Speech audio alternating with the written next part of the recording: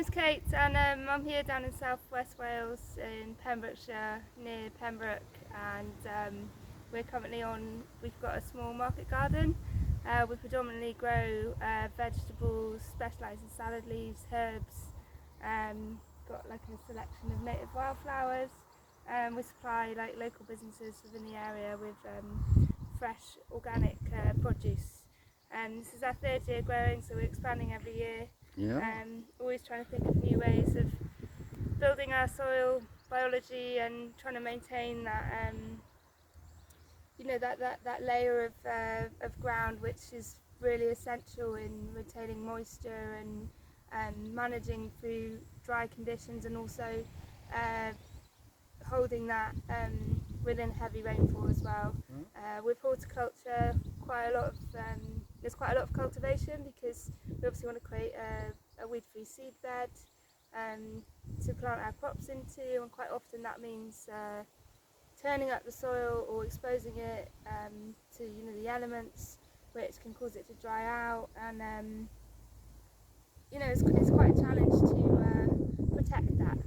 So we do have quite a good irrigation system set up, so we irrigate our salad leaves with drip tape, which is quite an efficient, effective way of conserving water. And we also, at this time of year in July, we're experimenting with undersowing a lot of our crops with other crops that will create a ground cover and also have really good root structure in there as well. So that it means that when a crop's finished over winter, the beds won't be left bare and there'll be fertility building within that. So an example of that is we've just done our courgettes. So we've undersown them with a white clover and trefoil mix.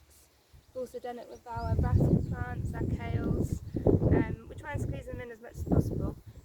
It's sort of a bit of a sort of experiment with timings and quantities and knowing what to do with it after. We use a lot of the black plastic tarps in the spring to kill these crops off, to then give us a fresh seed bed for next year as well. Yeah, this is actually in 3 years you've done all this. Yeah, that's we started incredible. with a small patch. This is basically a lockdown project, right. That's sort of continued. We in lockdown we really wanted to buy our own vegetables, which was one of the main driving forces behind where we decided to start growing, was just really for us to have access to that kind of thing. So we thought, well, so we're at it, may as well grow a little bit more. Yeah. The supermarkets were obviously suffering from shortages, which are continuing at the moment as well. So being able to grow like a diverse selection of crops in this area is like really important to us, because variety is like such a big driving force behind what people would like to eat.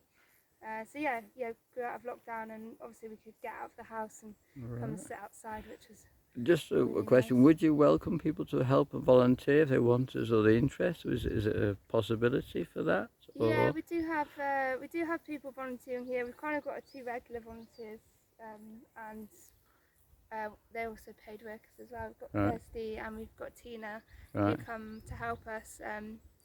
But yeah, if anyone's passing, we had some friends yesterday help us to do the salad harvest. So yeah. And if I find any schools that might be interested, would you welcome them? Yeah, we'd really like to get school groups up here. That's one thing we've talked about in the past. Yeah, we've got a local school in the village, which it'd be nice to bring the kids up here. Okay. Yes, that'd be wonderful. Yeah. Right, well, thank you very much for your time. Finish, okay.